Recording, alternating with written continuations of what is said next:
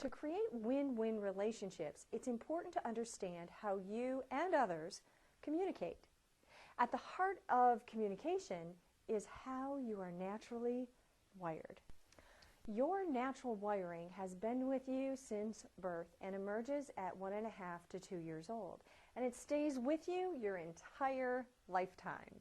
Unfortunately, most business professionals do nothing to understand it at a level where it changes their results. Yet, the beauty of understanding your innate wiring is that it's your nature, how you are naturally wired, while your behavior is more about nurture, all the things that have impacted you, like your environment, your education, your life experiences, even your responsibilities. When you understand your natural wiring and notice that wiring in others, you'll create winning relationships.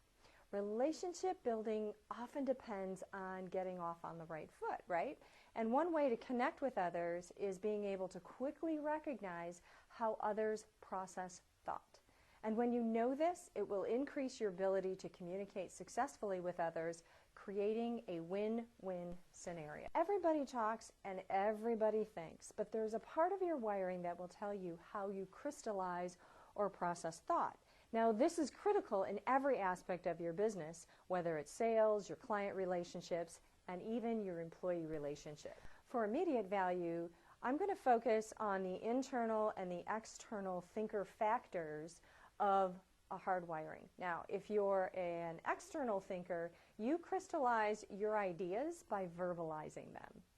Have you noticed when talking to someone that you did all the talking and the other person hasn't said a word, but that you still got great ideas? Well, that's because you crystallize your ideas as you talk about them aloud. Conversely, there's the internal thinkers. Now, if you're an internal thinker, then you crystallize your ideas as you internalize them or as you think about them. So you often leave a meeting, and shortly after the meeting is over, ideas start popping in your head. And you often say, gee, why didn't I think about that or say that in the meeting? So how do you make your natural wiring work for you? Well, here's a quick tip for the external thinkers.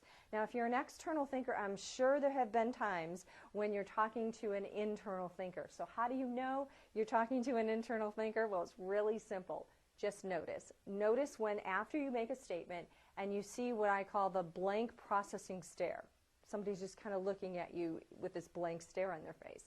Your natural tendency as an external thinker is to say something to fill in that dead air. Well, instead, stay silent. Stay silent. I know it's not going to be easy. If you need to say anything, then what I recommend is, hey, do you need a second to think about it?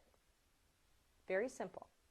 This gives an internal thinker time to process internally what you've just said aloud.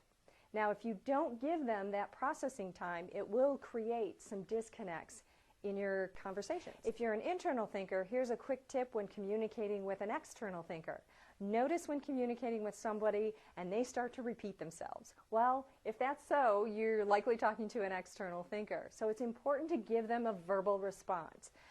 You might say, mind if I think about that for a second? External thinkers are wired to need a verbal response, while the internal thinkers don't give a response until their internal process is complete. Can you see how just this one feature of your natural hardwiring can impact your sales, your client relationships, even your employee relationships? If you're inspired to take a deeper dive and learn more about your natural hardwiring, then join me for my Wired to Win program series coming up in June. Information and a link is below. See you there, and until next week, create a great life. Bye now.